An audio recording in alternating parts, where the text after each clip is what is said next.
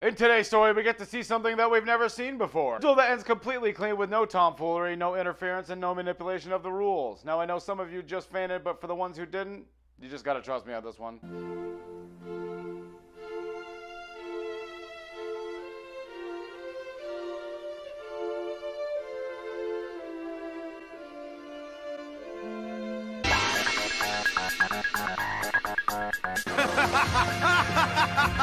Funny. Get ready to spank your robot monkey, oh my fellow feature outlaws. This is this Card Game vs. Humanity, and I am that aka Double G. Back with another recap of that little old show called YuGiOh Duel Monsters. I think we're still on a Kaiba episode, so you know I'm just gonna be a little more excited than usual. If you enjoyed, don't forget that sub, that bell, that like, become a member of the channel, the Patreon if you want to support me. Leave a comment telling me if you're just as disappointed as the writers were when they realized they went through this entire episode and no one actually cheated. But you want to know who isn't disappointed? That's Tristan, who is highly enjoying being a creepy monkey spending all day against Serenity's titties, scratching his head over and over and accidentally turning on his real voice because for some reason that's a function of this robot. Everyone hears him talk mad shit about Duke and how he's way cooler than him. Before Joey does what he does best and attacks the poor creature with no level of mercy, saying that it must be a spy sent by Noah, even though he has full control of the virtual world and can just watch or listen in on them at any time that he chooses from the start. Back to the duel, Lecter has 3,600 life points and Kaiba only has 1,200. Oh wait, never mind, Lecter breaks my heart by spending 2,000 freaking life points on Fairy Lily just to destroy a defense position monster that just comes right back. Emergency provisions.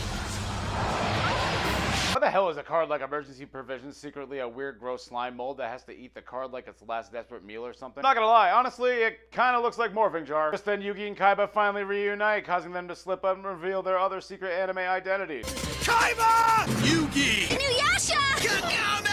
Everyone watches from the other side of the bridge, super scared that Kaiba's up against Jinzo, one of the most powerful monsters you could have as a deck master. Rumor has it that Joey secretly had a boner, but just wasn't telling anyone about it. Just then, the pills that Kaiba took this morning before they got off the blimp finally kick in.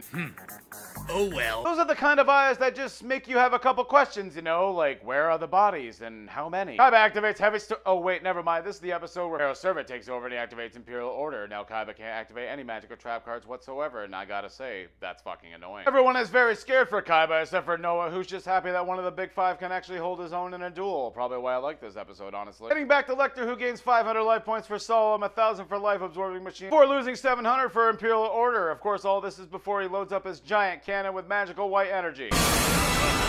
My wicked worm beast! Anyone else find it funny that a 5-star monster got an attack animation more epic than the God card? Putting the sky in two as it comes down from the heavens just to destroy a wicked worm beast in defense mode and not really change the game state much. And I love Pyros more than almost anyone on the planet, but that was just so much epic for so little. Kaiba is super scared and doesn't know what to do against this massive piece of weaponry. A monster who can attack from outer space? Who's ever heard of a card like that? Also, who's complained about it when they summoned the card and it just instantly rocketed off the table into orbit and didn't come back down until the end of the duel? Lecter says, "This is what you get for using me and everyone else in order to take over the company, even your own brother," which is an exact line I'm 99% sure that I've heard used in a WWE storyline before. Then get a flashback of Seto Kaiba doing his best impression of a son talking to the illegal workers that his father hired to build their house. You are all very talented men, yet my father treats you like dirt. Because following the plan of a 16-year-old who probably still has less money than all of them was a good idea, they all started buying up shares of Kaiba Corp, but unfortunately getting to that 51% proved difficult, because it turns out the real world isn't just a simple game of, hey, if you can buy all these shares, they're automatically yours type of deal. Turns out someone was leaking all these plans to Father Kaiba. It turns out it was Mokuba, the mastermind all along. See, Mokuba owned 2% of Kaiba Corp. Pretty sure a 9-year-old can't own stock. At best, he has a contract that says he gets it when he turns 18, but yeah, 9-year-olds can't own stock. He's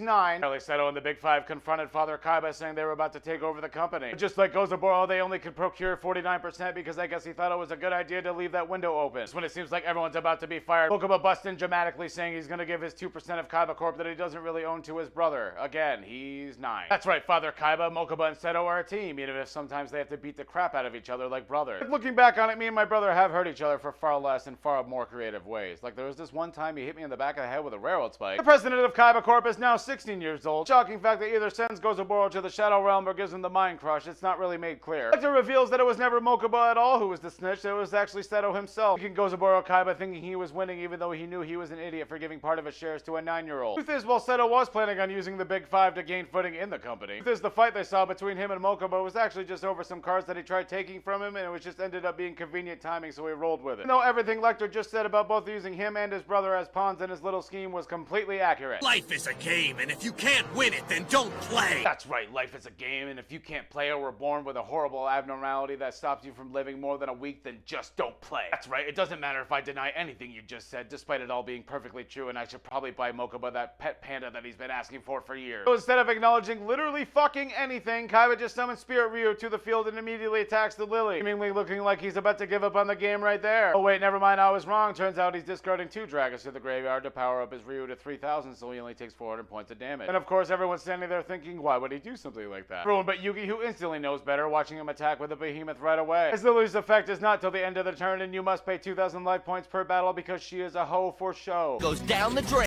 Down the drain. You think I didn't know, but I saw you sneak in that gross Joey face. Back to Lecter, who sets the monster face down before attacking the behemoth with a satellite cannon, who has a much quicker animation this time. This allows Kaiba to counter with one of the worst animated monsters I've ever seen possess Stark's soul before finally activating the pot of greed card that he had in his hand this entire time. Do you see that? Do you see how bad that animation is? It's basically Fire Blast with a face and some movable animation. Unfortunately for Kaiba though, the face down monster is Dream Sprite. The monster able to redirect the attack to the satellite cannon, forcing it to fizzle out because the animators didn't want to pay for it to go up to the sky. What's Kaiba gonna do, says everyone. Does he have a monster capable of reaching that thing? Kaiba well known for having 3 of some 8-star dragon that I guess a few people have seen before, maybe, probably. Does anyone else find it funny that Kaiba's supposed to be the most serious character, yet just can't help but making poses like this when he draws a card? So then decides now is the time to activate the power of his massive D, setting a monster face down before paying 500 life points to special summon any dragon from his hand. Why didn't you use this earlier? I felt like it probably could have helped at least once. That doesn't seem to matter though, as our boy summons your boy, the Blue Eyes White Dragon. Silly taking off into space because apparently today is the day I learned that dragons don't care about breathing air or atmospheric pressure. Boys does his best impression of me looking really hungry before destroying the satellite cannon in an epic fashion because this 5-star monster doesn't know any other way of doing things. And I gotta say, as a man who absolutely loves pyros,